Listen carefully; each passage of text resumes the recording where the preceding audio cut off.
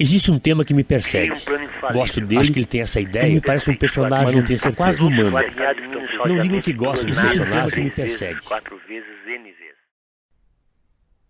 Olá, eu sou a Nádia Naira e eu vim aqui propor um jogo para vocês, a partir da obra do Manuel Carlos Caram, que é dramaturgo, jornalista e escritor de Curitiba.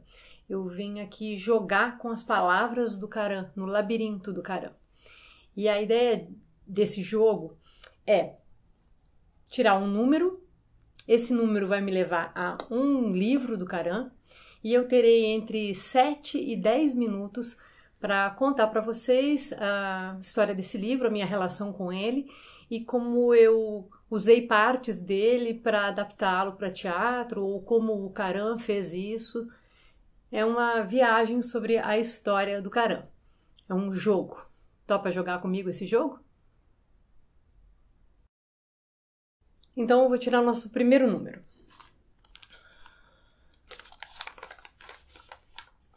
É o número 5. Encrenca. Eu vou colocar o tempo aqui e ele vai tocar no momento que der 7 minutos. E aí eu finalizo e a gente continua para o próximo. Encrenca é um livro que foi publicado em 2002 pela editora Ateliê Editorial, imprensa oficial do Paraná. Em Encrenca, o Manuel Carlos Caram conta a história de um personagem que está dentro de um ambiente único. Ele está num bar, o bar se chama About. E ele entra e sai desse bar, ele passeia pela cidade e volta para o bar e fica observando os colegas de bar, as outras pessoas, as situações em sua volta, fica observando a garçonete, vai para a rua e observa a rua. E a partir desse nome, Encrenca, a gente criou, a convite da Nena Inoue, no Ateliê de Criação Teatral, o ACT, ela montou um projeto que chamava Voz Off, que era de leituras dramáticas ou leituras dramatizadas de autores paranaenses. A Michele Pucci, o Luiz Felipe Leprevot e eu propusemos à Nena de ler a obra de Manuel Carlos Caram. E a gente deu o nome de Encrenca. Não é exatamente não foi uma adaptação desse livro especificamente, mas algumas partes deste livro estavam nessa adaptação. Foi a minha primeira experiência teatral de dirigir alguma coisa com as palavras do Caram. O Caram esteve presente, foi o último evento onde o Caram esteve antes de falecer. Ele faleceu em dezembro de 2007 e foi bastante interessante, porque a partir do momento que eu comecei a me relacionar com a literatura do Caram, eu não deixei mais de usá-la para peças teatrais e estou perdida dentro desse labirinto procurando a porta de saída desde então. Tem aqui uma história bastante interessante que está nessa primeira leitura que eu gostaria de ler para vocês. Farreamos as melhores farras, contamos as farras um para o outro para que elas sobrevivessem. Elas tinham que sobreviver, porque as farras são farras até o momento em que elas terminam. Depois, podem virar ninharia. Já conhecíamos as farras alheias, mas sempre ouvíamos atentamente tudo, outras vezes, em nome da sobrevivência delas. As farras já haviam terminado e não eram mais farras, mas elas sobreviveriam na farra de contá-las. Eu me lembrava. Eu sempre tratava de providenciar a sobrevivência de uma das minhas farras, a anedota da minha permanência avermelhada num hospital. Muitas vezes eu cuidei da sobrevivência dela em pensamentos, sem interlocutores. Em muitas outras eu pude contar com interlocutores que me ajudaram na sobrevivência da anedota.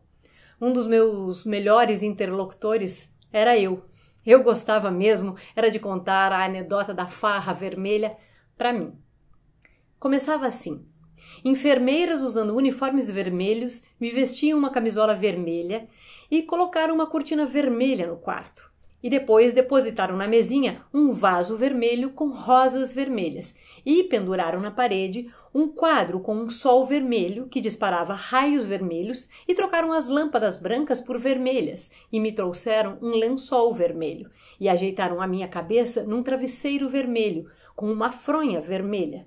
E as enfermeiras comunicaram alegremente que ainda hoje chegam os homens que vão pintar de vermelho as paredes do quarto. Na farra vermelha do Caram tem um pouco desse labirinto de desenvolvimento de linguagem que o Caram utiliza como método de escrita, como procedimento de escrita. Essa escavação vertiginosa que ele vai fazendo da linguagem, da língua, esse jogo de palavras. E nós fizemos essa experiência de montar um ambiente totalmente vermelho em algumas oportunidades dentro de um projeto chamado Mesmas Coisas. A gente recolheu objetos vermelhos meus, da atriz, da produtora, e a gente montou alguns ambientes totalmente vermelhos, com luz vermelha. Foi uma experiência interessante, realmente uma instalação artística, uma instalação talvez mais da área das artes visuais, mais inspirados no Caram. O rock and roll, oh, oh.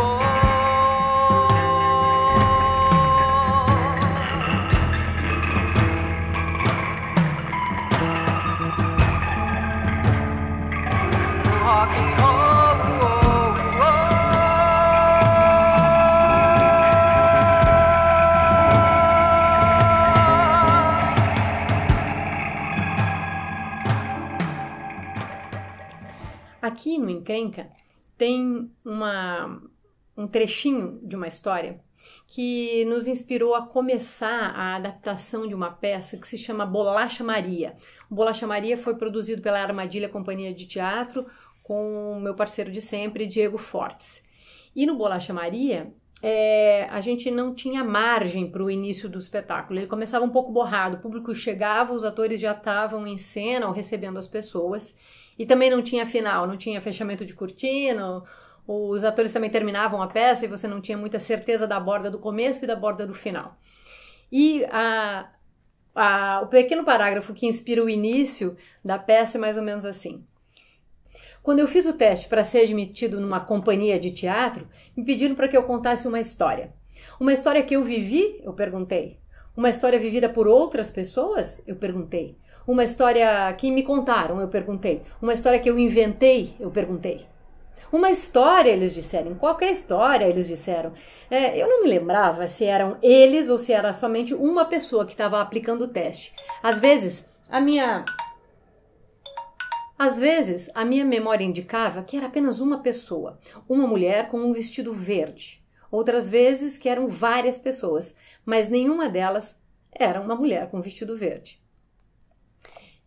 Então, essa ideia de montagem ou de caleidoscópio ou de grande quebra-cabeça é proposto pelo Caram para a gente o tempo todo. E essas perguntas sobre se a história vale a pena ser contada, se a história é verdadeira ou não, se a história é real ou inventada, é sempre uma pergunta que o Caram vai nos fazer.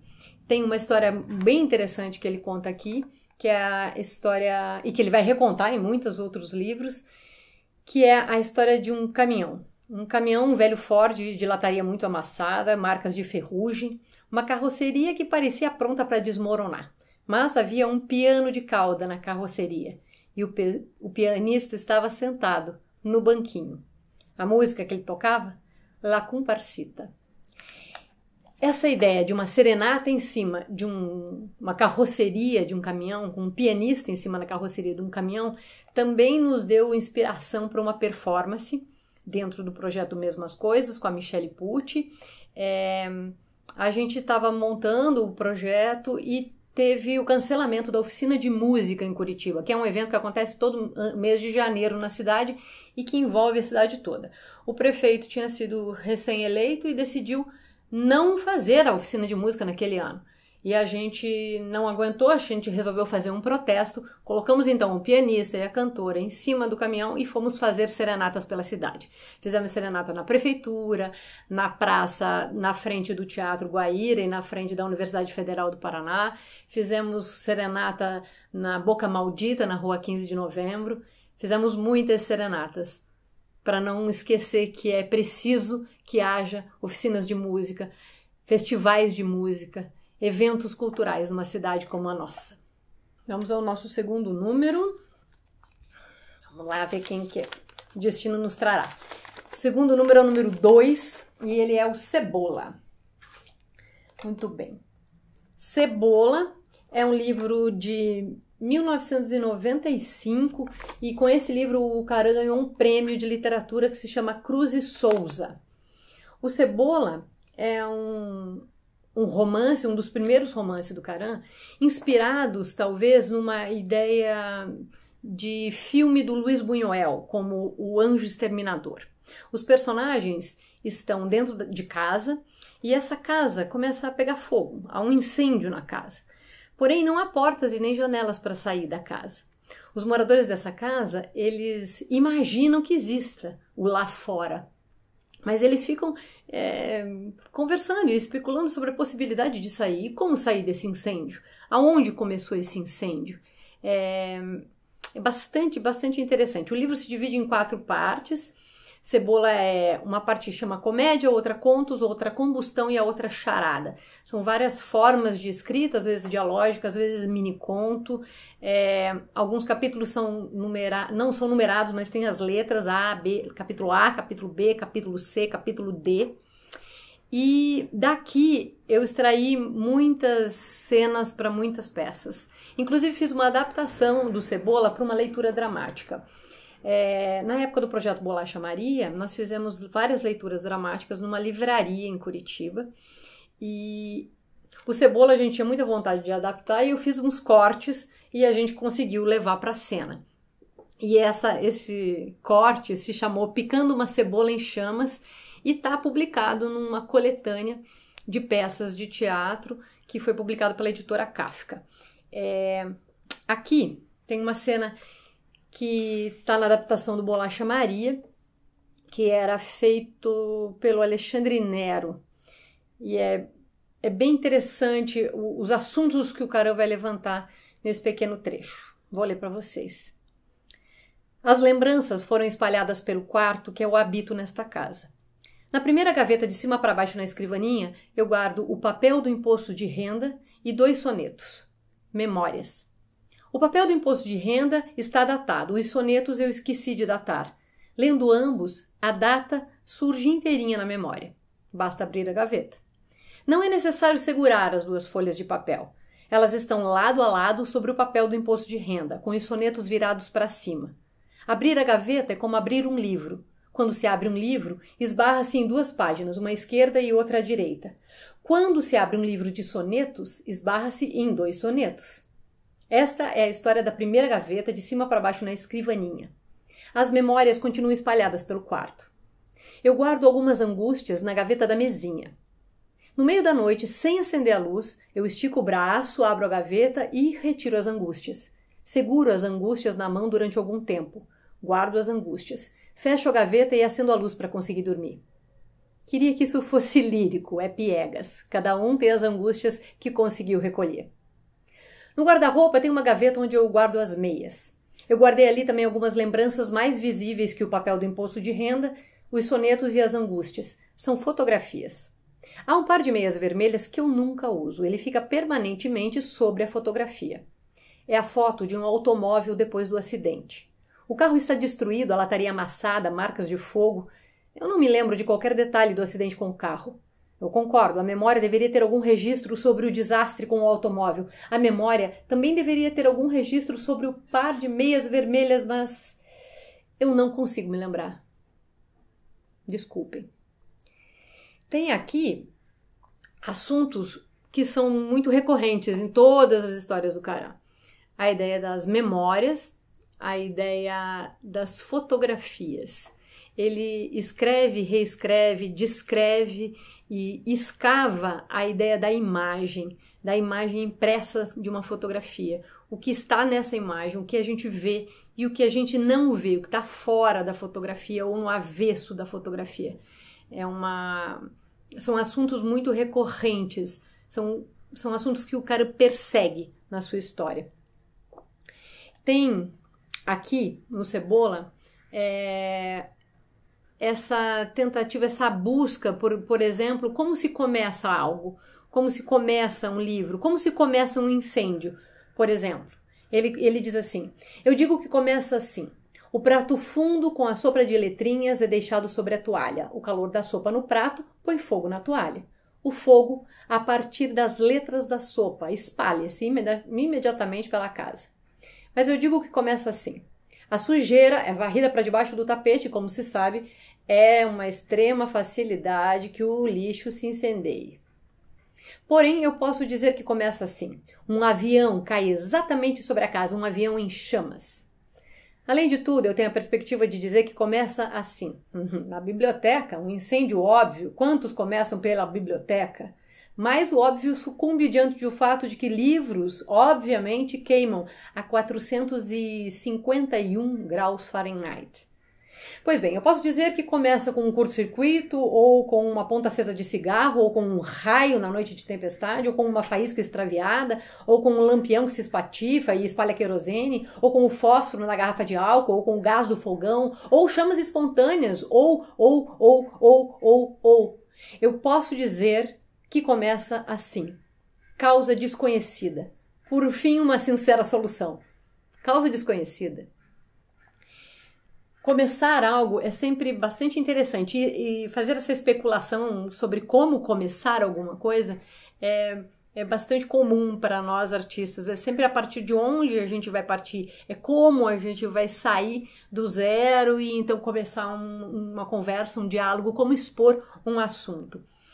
O Caran, ele é muito inspirado por autores de realismo fantástico, que são, por exemplo, o Cortázar, o Borges, e aqui ele tem a cara de pau, o descaramento mesmo, de reescrever histórias inteiras. Por exemplo, o Cortázar tem muitos livros que também têm esse caráter de especulação de como se faz uma coisa muito simples, uma coisa ordinária. E aí o cara reescreve uma dessas... O Caran pega um texto do Cortázar e reescreve uma ideia do Cortázar. É assim: encontrar uma escada e subir seguindo as instruções para subir uma escada redigida por Cortázar. Ninguém terá deixado de observar que frequentemente o chão se dobra de tal maneira que uma parte sobra em ângulo reto com o plano do chão e logo a parte seguinte se coloca paralela a esse plano, para dar passagem a uma nova perpendicular. As escadas se sobem de frente, pois de costas ou de lado tornam-se particularmente incômodas, diz ele.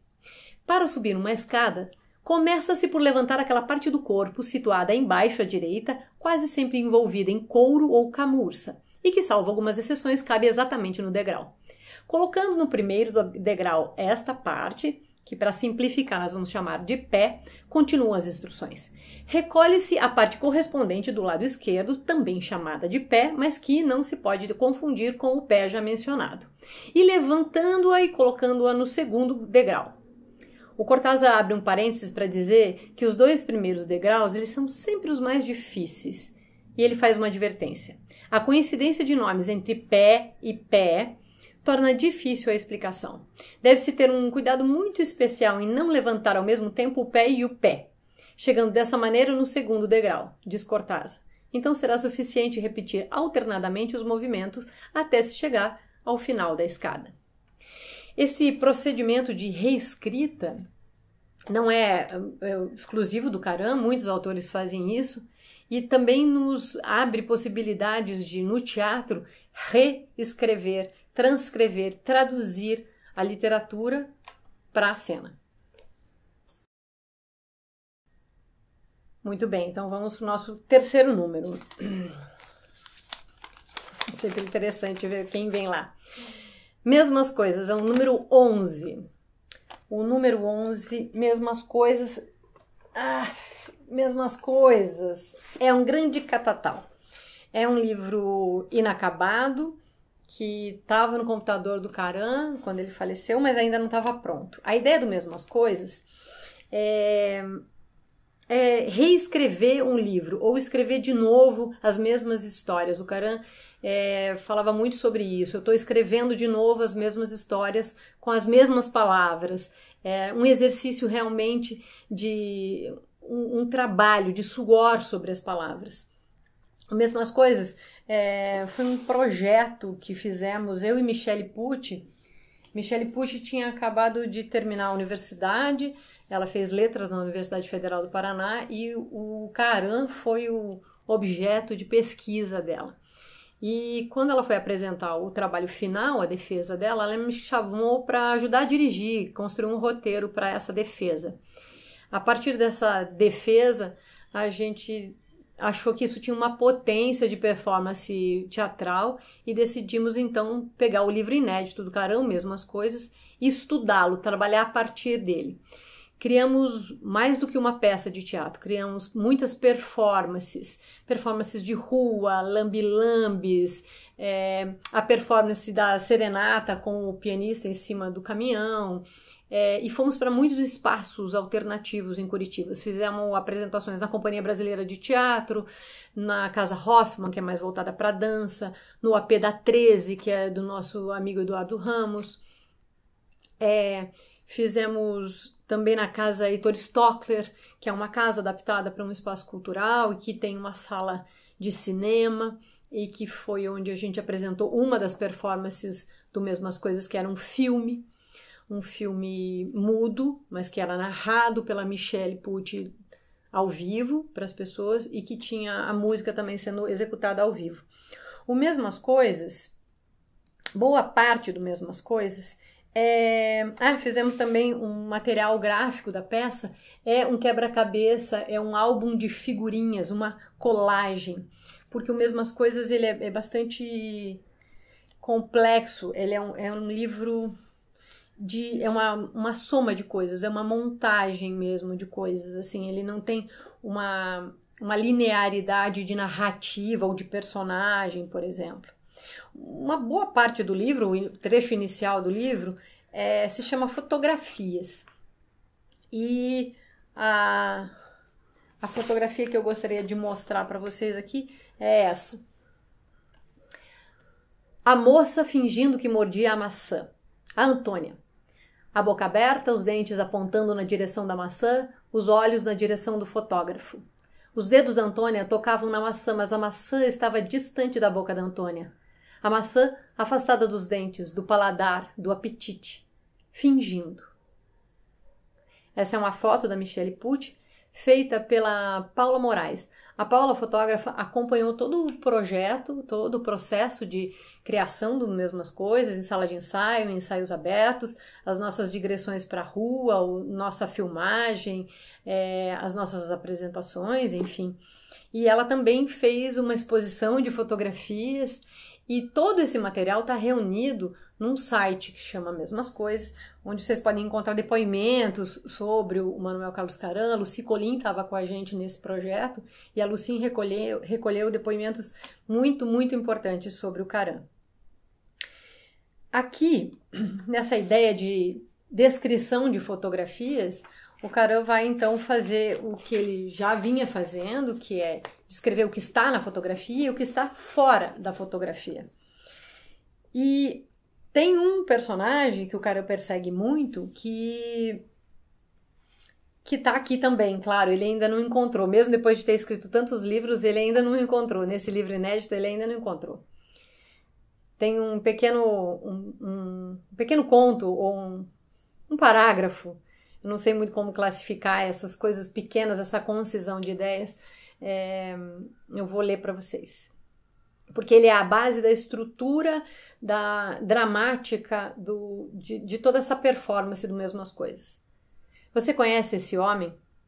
A fotografia foi mostrada para Antônia por um homem. Ela olhou rapidamente e respondeu que não conhecia o homem da fotografia. foi obrigada a fazer um grande esforço para dizer que não conhecia o homem da fotografia. Porque o homem da fotografia, como ela sabia antes de olhar para a fotografia, era o homem que mostrou a fotografia. Quando conta a história, a Antônia diz que falta escolher um nome para o homem da fotografia e faz uma advertência. Eu venho cogitando deixar a história mais clara, trocando fotografia por espelho. Só falta decidir se côncavo ou convexo. Essa figura que o Caran está pesquisando, essa pessoa que se olha no espelho, essa pessoa que se procura, esse sósia que talvez ele vai encontrar, é realmente um personagem de trabalho do Caran. Ele mesmo, ele está se procurando esse grande personagem. Vocês vejam que eu tenho o livro impresso aqui em folhas de A4, porque ele ainda vai ser impresso em forma de livro. Ele ainda não foi, ele ainda é inédito. Então eu tenho a chance de tê-lo na mão, mas é um pouco raro. Aqui, eu falei que num projeto mesmo as coisas, a gente fez um filme. Por que a gente fez um filme? Porque o Caran escreve esse roteiro desse filme dentro do livro. E o título do filme, não tem título na verdade, mas a gente deu um título que é O Avião Pousa. E a ideia do filme é um não lugar. É a história de um taxista. A trajetória de um taxista. Ele pega um passageiro no aeroporto, traz o passageiro para a cidade, depois ele troca de passageiro, pega um segundo passageiro, pega um terceiro passageiro, pega um quarto passageiro e volta para o aeroporto. Então ele faz um ciclo. E o Caran conta, então, os pensamentos dos passageiros, os pensamentos do taxista, ele observa a cidade, o caminho. A gente sabe bastante coisa, mas sabe pouca coisa também. É um grande labirinto. Tudo no Caran é um pouco labiríntico.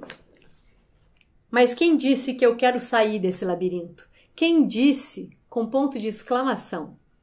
Foi só com uma passagem de ida.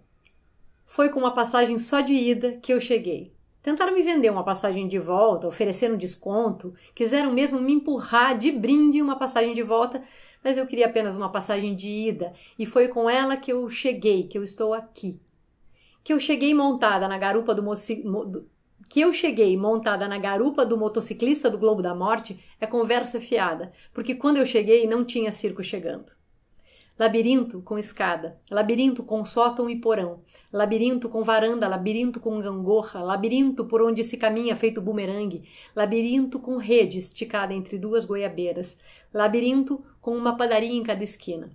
Daqui não saio, daqui ninguém me tira. Isso é literalmente a descrição do trabalho do Caran, o grande labirinto. Existe um tema que me persegue. Gosto dele, acho que ele tem essa ideia, me parece um personagem quase humano. Não digo que gosto desse personagem, que me persegue. 4 vezes N vezes.